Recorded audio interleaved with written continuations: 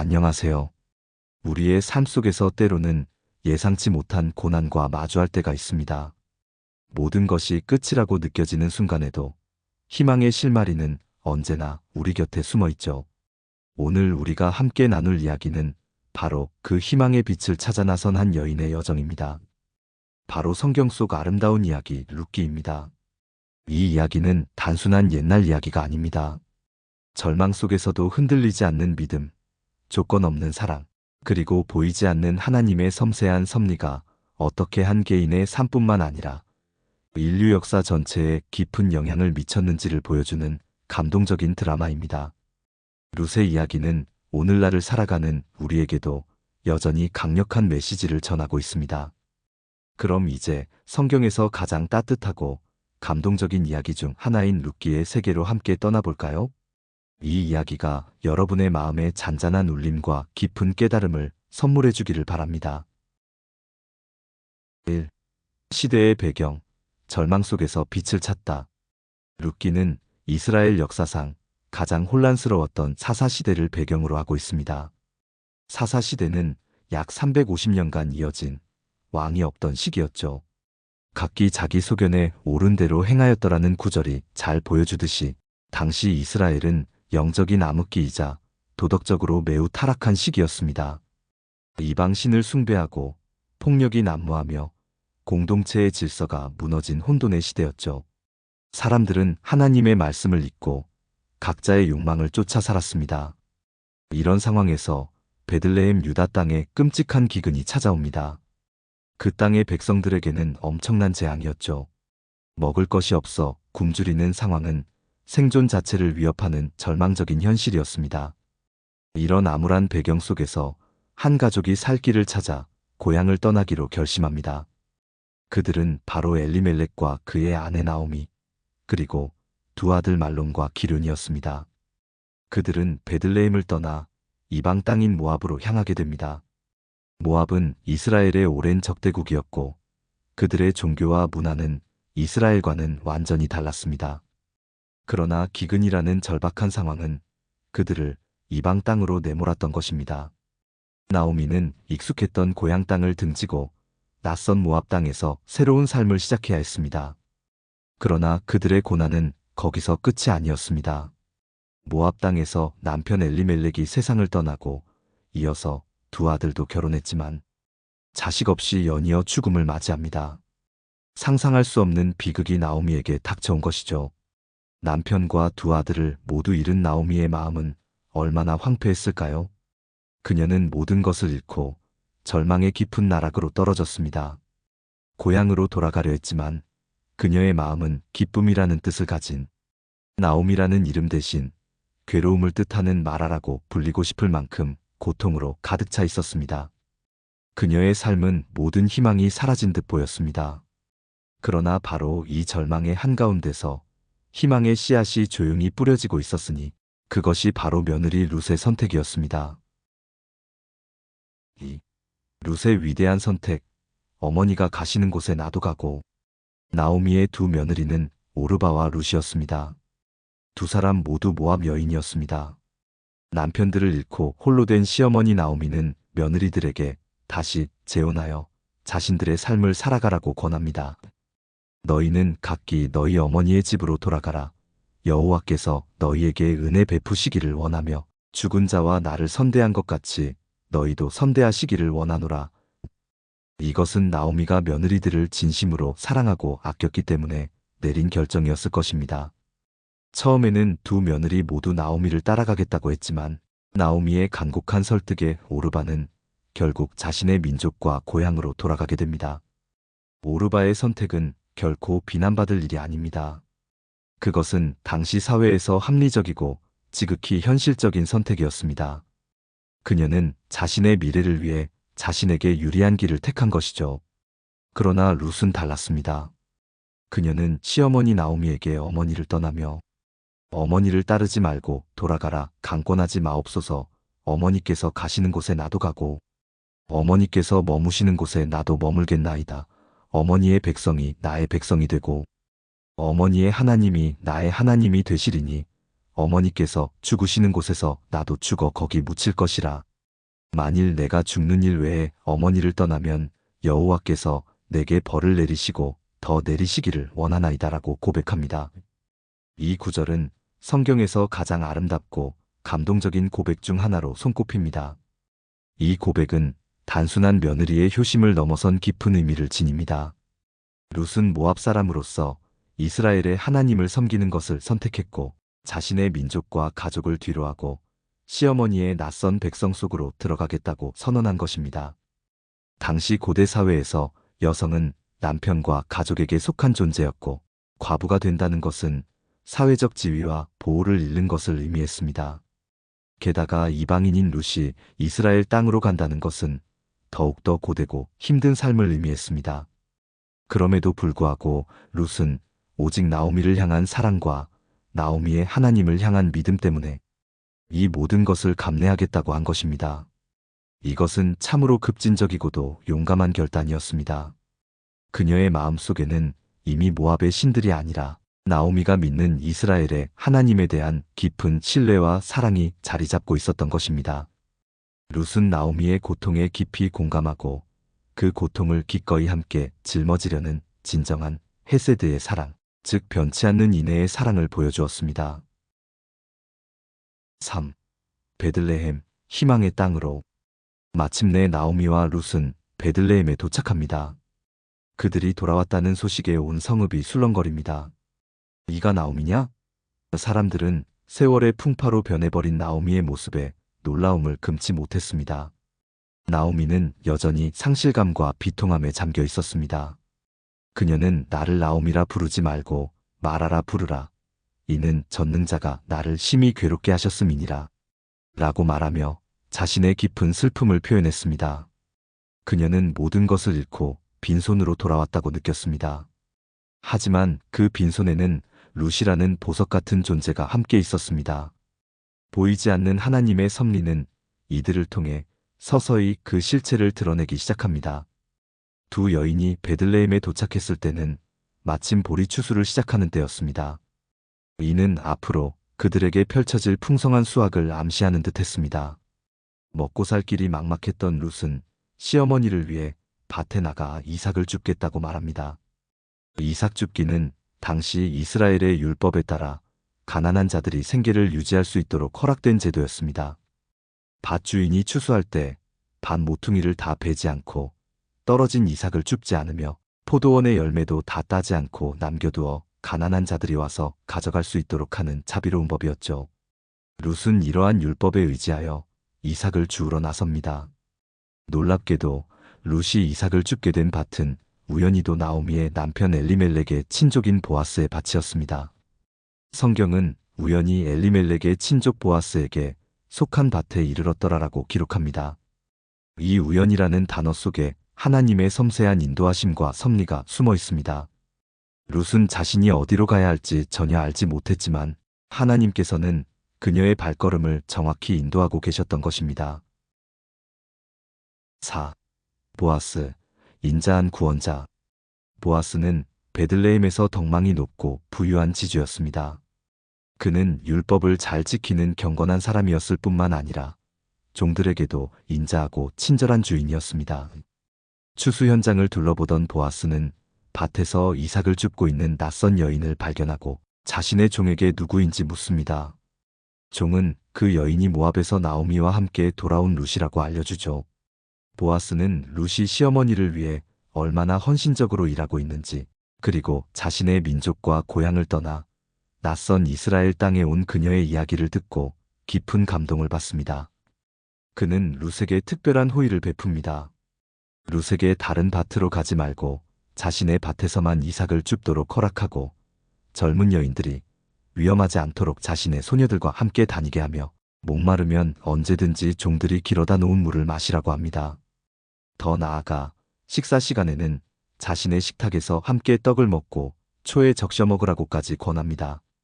이러한 보아스의 행동은 단순한 친절을 넘어선 것이었습니다. 그는 이방인이며 과부인 룻에게 사회적 보호와 인정을 베푼 것입니다. 룻은 보아스의 은혜에 감격하며 묻습니다. 나는 이방 여인이거늘 어찌하여 내게 은혜를 베푸시며 나를 돌아보시나이까? 이에 보아스는 룻에게 이렇게 말합니다. 네 남편 죽은 후로 네가 시어머니에게 행한 모든 것과 네 부모와 고국을 떠나 전에 알지 못하던 백성에게로 온 일이 내게 분명히 알려졌느니라. 여호와께서 네가 행한 일에 보답하시기를 원하며 이스라엘의 하나님 여호와께서 그의 날개 아래에 피하러 온 내게 온전한 상 주시기를 원하노라. 보아스는 룻의 헌신과 믿음을 알아보고 그녀를 하나님의 날개 아래 피하러 온 자로 인정해 주었습니다. 이는 룻이 이방인이지만 이미 믿음의 공동체 안으로 들어왔음을 공적으로 선포하는 것이나 다름없었습니다. 보아스는 룻이 특별한 배려를 받을 만한 고결한 인품을 가진 여인임을 이미 간파했던 것입니다. 그는 또한 추수하는 종들에게 룻이 이삭을 더 많이 주울 수 있도록 일부러 낯가리에서 곡식을 조금씩 뽑아내 떨어뜨려 놓으라고 지시하는 섬세한 배려까지 보여줍니다. 이로 인해 룻은 하루 만에 에바가량의 보리를 거둘 수 있었고 이는 두 여인이 한동안 먹고 살 수 있는 충분한 양이었습니다. 나오미의 지혜와 룻의 순종. 룻이 많은 보리를 거두어 돌아오자 나오미는 크게 기뻐하며 룻이 누구의 밭에서 이삭을 주었는지 묻습니다. 룻이 보아스의 이름을 말하자 나오미는 하나님의 은혜에 감사하며 보아스가 그들의 고엘이라는 사실을 깨닫습니다. 고엘은 기업 물을 자 또는 친족 구속자를 의미합니다. 이스라엘 율법에 따르면 가문이 끊어지거나 재산을 잃었을 때 가장 가까운 친척이 그 가족을 회복시켜줄 의무가 있었습니다. 이는 죽은 형제의 씨를 이어 기업을 보존하고 팔린 재산을 다시 사들여 가문의 명맥을 잇게 하는 중요한 제도였습니다. 보아스가 바로 이 나오미 가문의 고엘이 될 수 있는 사람이었던 것이죠. 나오미는 이 상황을 통해 하나님께서 자신들을 버리지 않으셨음을 확신하고 룻과 자신의 가문을 회복시킬 지혜로운 계획을 세웁니다. 나오미는 룻에게 몸을 정결하게 하고 향유를 바르고 옷을 갈아입은 후 타작마당으로 가서 보아스가 잠든 곳을 잘 보아두었다가 그의 발치에 가서 누우라고 지시합니다. 이 지시는 당시의 문화적 배경을 이해해야 합니다. 이는 매우 과감하고 파격적인 행동으로 자칫 오해를 불러일으킬 수 있는 상황이었습니다. 그러나 이는 음란한 의도가 아니라 룻이 보아스에게 고엘의 의무를 수행해달라고 청하는 상징적인 행동이었습니다. 발치에 눕는 것은 자신을 낮추고 보호를 요청하는 의미가 담겨 있었고 보아스의 옷자락으로 덮는 행위는 결혼을 통한 보호를 의미하는 것이었습니다. 나오미는 룻의 순결한 믿음과 보아스의 경건함을 신뢰했기에 이러한 계획을 세울 수 있었습니다. 룻은 시어머니의 말씀에 온전히 순종하여 타작마당으로 내려갑니다. 보아스가 잠든 후 룻은 조심스럽게 그의 발치에 가서 눕습니다. 한밤중에 잠이 깬 보아스는 발치에 누워있는 여인을 발견하고 깜짝 놀라 묻습니다. 네가 누구냐? 룻은 떨리는 목소리로 나는 당신의 여종 룻이오니 당신의 옷자락으로 당신의 여종을 덮으소서. 이는 당신이 기업 물을 자가 됨이니이다라고 대답합니다. 보아스는 룻의 용기 있는 행동과 진심을 알아차립니다. 그는 룻의 행동을 칭찬하며 내 딸아 여호와께서 내게 복 주시기를 원하노라. 네가 가난하건 부하건 젊은 자를 따르지 아니하였으니 네가 베푼 인자함이 처음보다 나중이 더하도다라고 말합니다. 보아스는 룻이 단순히 젊은 남자나 부자를 찾아가지 않고 자신과의 약속을 지키기 위해 이렇게까지 찾아온 것에 감동받았습니다. 그는 룻의 순결함과 그녀의 명예를 지키기 위해 밤이 새기 전에 그녀를 돌려보내며 6에바가량의 보리를 그녀에게 주어 나오미에게 가져가게 합니다. 이 보리는 룻이 보호받고 구원받을 것이라는 희망의 증표였을 것입니다. 6. 성문에서의 정의와 완전한 구속. 보아스는 룻에게 약속한 대로 다음날 아침 일찍 성문으로 나아갑니다. 성문은 당시 마을의 중요한 공적인 장소로 장로들이 모여 재판을 하고 중요한 거래를 성사시키던 곳이었습니다. 보아스는 나오미의 가문에 더 가까운 고엘이 한 명 더 있다는 사실을 알고 있었기에 그 사람을 만나서 공식적으로 문제를 해결해야 했습니다. 보아스는 성문에서 그 가까운 친족을 만나 자신의 계획을 밝힙니다. 모압 지방에서 돌아온 나오미가 우리 형제 엘리멜렉의 소유지를 팔려 하므로 내가 여기 앉은 장로들과 내 백성 앞에서 너에게 말하여 알게 하려 하였노라. 만일 네가 물으려면 물으려니와 만일 네가 물으지 아니하려거든 내게 고하여 알게 하라. 너 외에는 물을 자가 없고 나도 그 후에는 물을 자니라. 보아스는 먼저 그 친족에게 엘리멜렉의 땅을 물을 권리를 제안합니다. 그 친족은 처음에는 땅을 물으겠다고 말합니다. 그러나 보아스는 그에게 룻을 함께 물으는 조건까지 제시합니다. 네가 나오미의 손에서 그 밭을 사는 날에 곧 죽은 자의 아내 모압 여인 룻에게서 사서 그 죽은 자의 기업을 그의 이름으로 세워야 할지니라. 즉 땅만 사는 것이 아니라 죽은 엘리멜렉과 그의 아들 말론의 가업을 잇기 위해 룻과 결혼하여 자녀를 낳아주어야 한다는 조건이 붙는 것이었습니다. 이 조건에 그 친족은 자신이 내 기업에 손해가 있을까 하여 물으지 못하노니 라고 말하며 기업 물을 권리를 포기합니다. 왜냐하면 룻을 통해 태어날 자녀는 자신의 혈통이 아니라 죽은 말론의 이름을 이어받게 되고 재산 또한 그 아이에게 상속될 것이기 때문에 자신의 가문에 경제적인 손해가 발생할 것을 우려했던 것입니다. 당시 이스라엘에서는 기업을 무르는 사람이 자기 신발을 벗어 다른 사람에게 주는 것이 기업 무르는 일이 확정되었다는 증거였습니다. 그 친족은 보아스에게 신발을 벗어주었고 이로써 보아스는 공식적으로 나오미 가문의 고엘이 될 자격을 얻게 됩니다. 보아스는 성문에 모인 모든 사람과 장로들 앞에서 룻을 자신의 아내로 맞이하고 엘리멜렉과 말론의 이름을 세워 그 기업을 보존하겠다고 선언합니다. 이 모든 과정은 공정하고 투명하게 진행되었으며 보아스의 인격과 신실함을 다시 한번 보여주는 장면이었습니다. 7. 사랑과 구속의 결실. 다윗 왕조의 뿌리가 되다. 그리하여 보아스와 룻은 결혼하게 됩니다. 이는 단순한 두 남녀의 결합을 넘어선 하나님의 구원 계획 속의 중요한 한 부분이었습니다. 하나님께서는 룻에게 아이를 주셨고 룻은 아들을 낳았습니다. 베들레헴 여인들은 나오미에게 찬송할지로다. 여호와께서 오늘 내게 기업 물을 자가 없게 하지 아니하셨도다. 이 아이의 이름이 이스라엘 중에 유명하게 되기를 원하노라. 그가 내 생명의 회복자가 되며 네 노년의 봉양자가 될지라. 곧 너를 사랑하며 일곱 아들보다 더 귀한 네 며느리가 낳은 자로다라고 말하며 축복합니다. 나오미는 다시 기쁨을 되찾고 그 아이를 받아 품에 안고 유모가 됩니다. 이 아이의 이름은 오벳이었습니다. 오벳은 훗날 이새의 아버지가 되고 이새는 위대한 이스라엘의 왕 다윗의 아버지가 됩니다. 그리고 더 나아가 이 다윗의 계보를 통해 예수 그리스도께서 오시게 됩니다. 생각해 보십시오. 모압 여인인 룻, 이방인이었던 그녀가 이스라엘의 가장 위대한 왕인 다윗의 증조할머니가 되고 궁극적으로 인류의 구원자이신 예수 그리스도의 족보에 당당히 이름을 올리게 된 것입니다. 이것은 참으로 놀라운 하나님의 섭리이자 복음의 보편성을 보여주는 중요한 메시지입니다.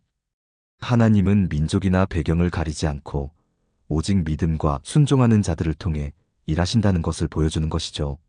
나오미의 절망은 룻의 믿음과 보아스의 사랑으로 완전히 회복되었고 그녀의 삶은 다시 기쁨과 소망으로 가득 차게 되었습니다. 8. 룻기가 주는 깊은 교훈과 현대적 적용. 룻기는 우리에게 여러 가지 깊은 교훈을 선사합니다. 첫째, 하나님의 섬세한 섭리와 인도하심입니다. 룻의 이야기는 우연처럼 보이는 모든 사건 속에서 하나님께서 얼마나 정교하고 세밀하게 우리의 삶을 이끌어 가시는지를 보여줍니다. 룻이 이삭을 줍던 밭이 우연히 보아스의 밭이었다는 것은 결코 우연이 아니라 하나님의 계획된 섭리였음을 우리는 깨닫게 됩니다. 우리 삶의 작은 선택들과 발걸음 속에도 하나님의 선하신 인도하심이 있다는 믿음을 갖게 합니다. 둘째, 헤세드의 사랑, 변치 않는 인애의 사랑입니다. 룻은 시어머니 나오미에게, 보아스는 룻에게 진정한 헤세드의 사랑을 보여주었습니다. 헤세드는 단순히 감정적인 사랑을 넘어선 언약을 기반으로 한 충성스럽고 변치 않는 사랑, 그리고 적극적인 선행을 의미합니다. 룻의 고백, 어머니의 하나님이 나의 하나님이 되시리니와 보아스의 이방인 과부에 대한 자비는 이 헤세드의 정신이 무엇인지를 명확하게 보여줍니다. 오늘날 우리 사회에 필요한 것은 바로 이러한 조건 없는 사랑과 연대가 아닐까요? 셋째, 믿음과 순종의 용기입니다. 룻은 익숙했던 모든 것을 버리고 미지의 세계로 발을 내디뎠습니다. 그녀의 선택은 주변의 시선이나 현실적인 어려움보다 시어머니에 대한 사랑과 하나님에 대한 믿음이 더 컸기 때문이었습니다. 보아스 역시 가까운 친족보다 먼저 고엘의 의무를 다하고자 했고 자신의 이익보다 하나님의 정의와 율법을 따랐습니다. 그들의 용기 있는 믿음과 순종이 결국 놀라운 구원의 역사를 이루어냈습니다. 넷째, 포용과 공동체의 중요성입니다. 룻은 모압 여인이라는 이방인의 신분에도 불구하고 이스라엘 공동체 안에서 환영받고 존중받았습니다. 이는 하나님의 사랑이 모든 민족과 사람에게 열려 있다는 것을 보여줍니다.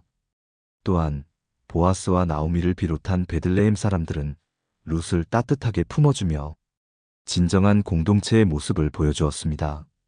서로를 이해하고 돕는 공동체의 힘이 얼마나 소중한지를 일깨워줍니다. 다섯째, 구속의 아름다움입니다. 룻기는 단순히 아름다운 로맨스 이야기가 아닙니다. 이는 궁극적으로 죄와 사망에서 우리를 구원하시는 예수 그리스도의 구속 사역을 예표하는 이야기입니다. 보아스가 룻과 나오미의 가문을 완전히 회복시킨 고엘이었던 것처럼 예수님께서는 우리의 진정한 고엘이 되셔서 우리를 죄에서 구속하시고 영원한 생명을 주셨습니다. 룻의 이야기 속에서 우리는 하나님의 구원 계획의 큰 그림을 엿볼 수 있습니다. 결론, 희망의 메시지, 그리고 당신의 삶에 대한 이야기. 룻기는 우리에게 시대를 초월하는 희망의 메시지를 던져줍니다. 아무것도 보이지 않는 절망의 순간에도 하나님께서는 우리를 결코 홀로 두지 않으시며 보이지 않는 손길로 우리의 삶을 인도하고 계시다는 것을 말입니다. 나오미의 빈손이 룻과 오벳을 통해 풍성함으로 채워졌듯이 우리의 삶에도 예기치 못한 축복과 회복의 역사가 찾아올 수 있습니다. 룻의 이야기는 우리에게 질문합니다. 당신은 어떤 선택을 하시겠습니까? 현실의 어려움 앞에서 좌절하고 포기할 것입니까? 아니면 믿음과 사랑으로 한 발짝 내딛는 용기를 보여줄 것입니까? 오늘 우리가 룻기에서 배운 인자함, 헌신, 그리고 섭리에 대한 신뢰는 우리 각자의 삶을 더욱 풍성하고 의미 있게 만들어줄 것입니다. 이 이야기처럼 우리 모두는 우리만의 룻기를 써내려가고 있습니다.